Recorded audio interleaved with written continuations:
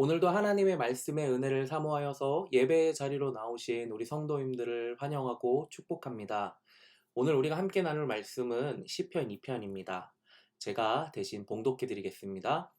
어찌하여 열방이 분노하며 민족들이 허사를 경영하는고, 세상의 군왕들이 나서며 관원들이 서로 꾀하여 여호와와 그 기름 받은 자를 대적하며 우리가 그 맨 것을 끊고 그 결박을 벗어버리자 하도다.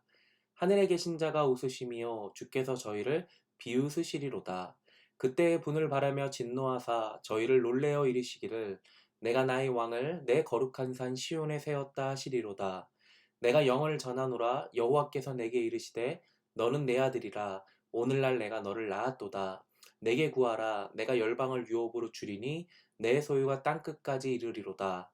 내가 철장으로 저희를 깨뜨리며 질그릿같이 부수리라 하시도다. 그런즉 군왕들아, 너희는 지혜를 얻으며 세상의 간원들아, 교훈을 받을지어다. 여호와를 경외함으로 섬기고 떨며 즐거워할지어다. 그 아들에게 입맞추라. 그렇지 아니하며 진노하심으로 너희가 길에서 망하리니 그 진노가 급하심이라. 여호와를 의지하는 자는 다 복이 있도다. 아멘. 우리가 방금 읽었던 시편 2편은 학자들 사이에서 왕족시라고 불립니다. 물론 시편 2편이 당시 상황에서 어떻게 사용되었는지에 대해서는 아직도 우리가 아는 것보다 모르는 것이 더 많습니다. 하지만 분명한 건 이 시편 2편 왕족시는 왕의 즉위식 때 사용되었던 시라는 겁니다.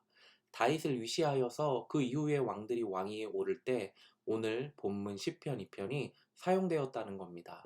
당시 왕들은 시편 2편을 하나님과 이스라엘 백성들 앞에 고백함으로써 자신은 하나님께서 세우신 왕이며 자신은 하나님의 영적인 아들이라는 정체성을 왕의 임무를 본격적으로 감당하기 전 분명히 확고하게 수립한 것을 볼 수 있습니다.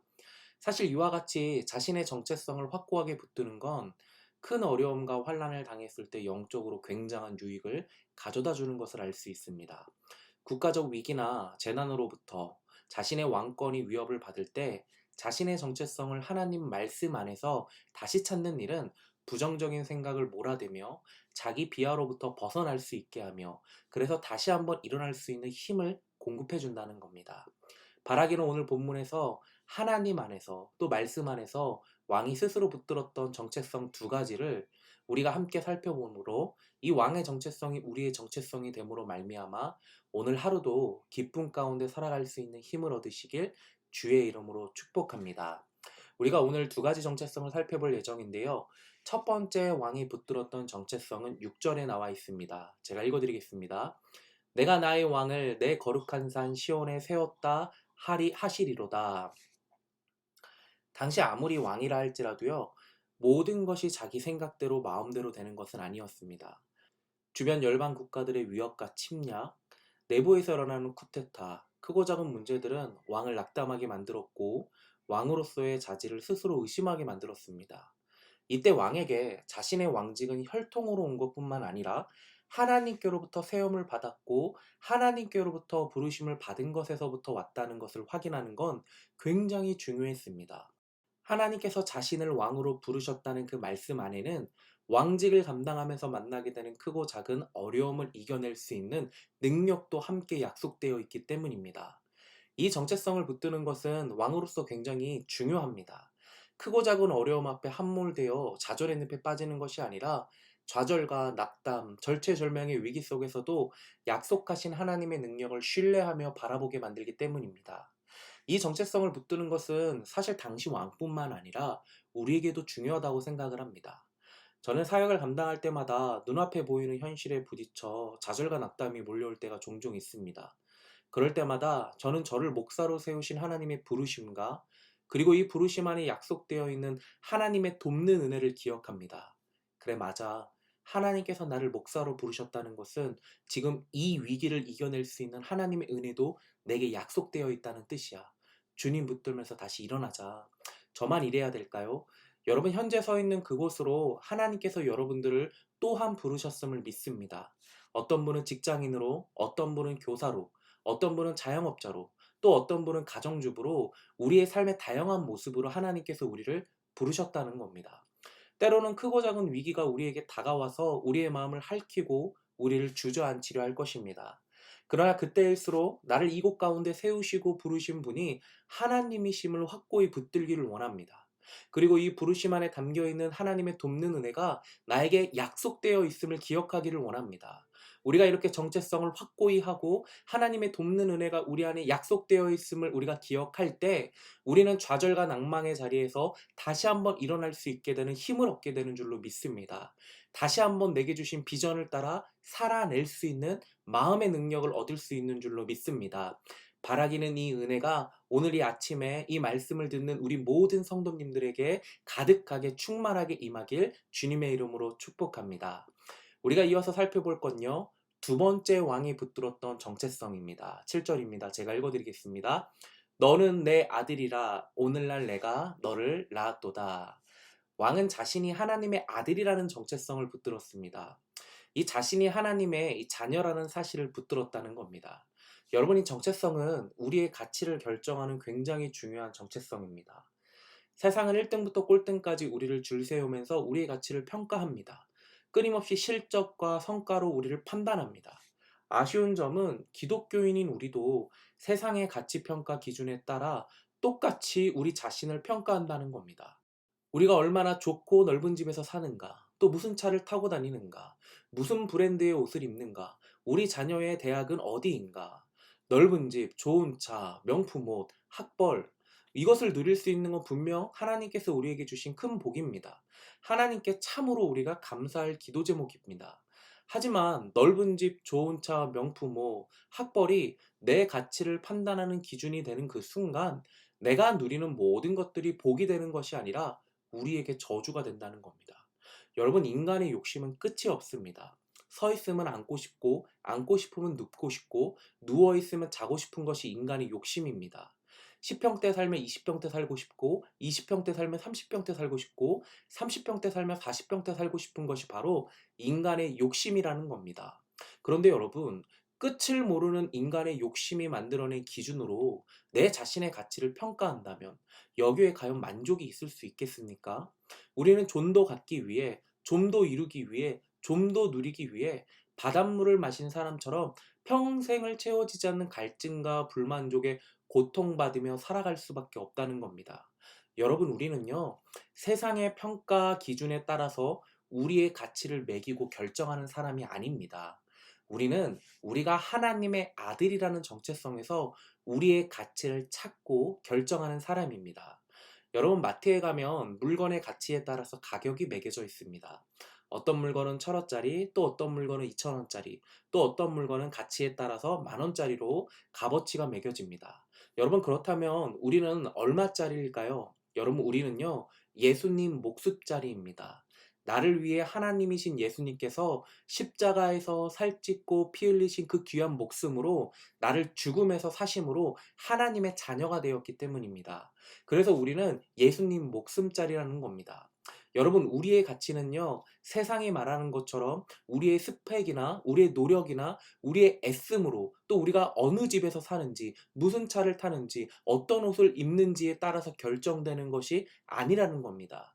우리의 가치는 이미 2000년 전에 예수님께서 십자가 위에서 확정하시고 분명히 세우셨습니다. 우리는 예수님 목숨짜리라는 겁니다.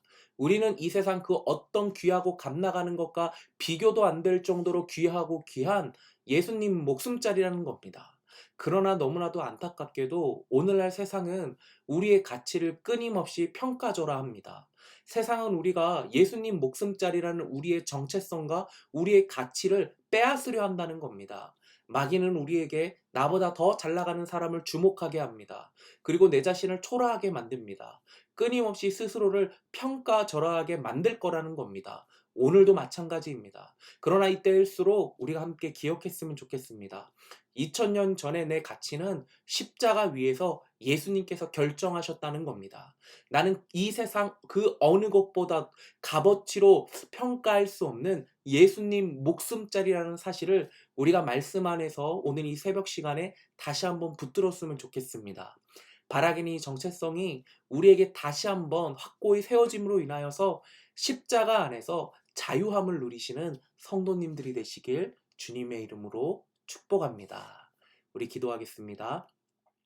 사랑하는 하나님, 오늘 시편 2편 말씀을 통해서 우리가 세상을 살아가면서 붙잡아야 될 정체성 두 가지를 함께 나누었습니다.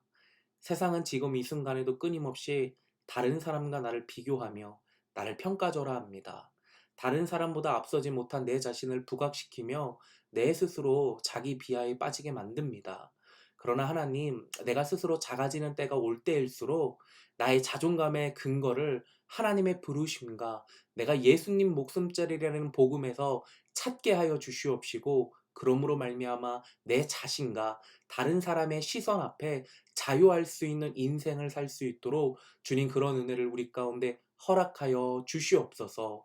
오늘도 이 은혜로 이 자유의 복음의 은혜를 우리 가운데 허락하실 주님을 기대하오며 예수님의 이름으로 감사히 기도드립니다. 아멘.